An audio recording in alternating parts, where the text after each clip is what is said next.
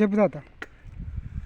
నేను మనోడా అరే, నేను గొడ్లకు కాలిరిగినా మనుషులకు కాలిరిగినా చెట్టు కట్టి బాగు చేస్తా. రాడు గీడు వేస్తారు కదా, అది ఆకనపోతే అదేం లేదు నాకు.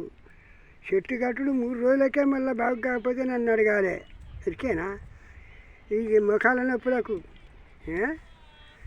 ఎప్పుడో దెబ్బ తాకిందని సుతా నేను పెసరుతోనే చెడు చేస్తా. నాకు దవాఖాన మందులు ఏమి లేవు, నాకు చెట్ల మందులే చాలు. ఆ చెట్ల మందులతోనే చెడు చేస్తా. ఇప్పుడు నాకు వచ్చిన వాళ్ళు దగ్గర నాకు గిట్లున్నదని అంటే వాళ్ళని బాగు చేస్తాను, తోలుతాను. వాళ్ళు చల్లగా నన్ను దీవిస్తారు చాలు.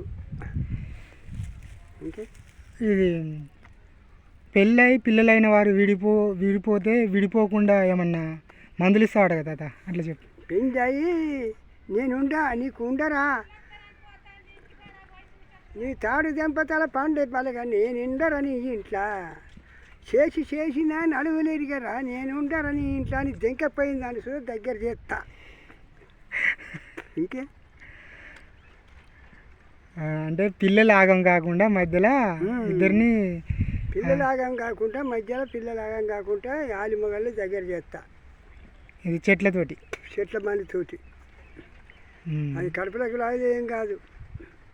ఇట్లా ఒంటికి రాసుకున్నా అయిపోతుంది, ఎటు చేసుకున్నా మళ్ళీ 2 గూళ్ళు ఉంటారు అట్లా. ఇంకా దేనికి మందు తాత? దేనికన్నా మందు?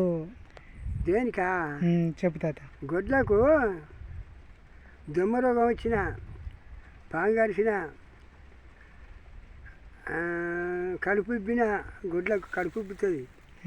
కడుపు ఇబ్బిన, పాలు తక్కువ ఇచ్చిన ఆ చెట్టు నా దగ్గర ఉన్నది, నేను ఇస్తా. అటువంటి చెట్టు నా దగ్గర ఉన్నది, నేను ఇస్తా. ఇంకే చెప్ప.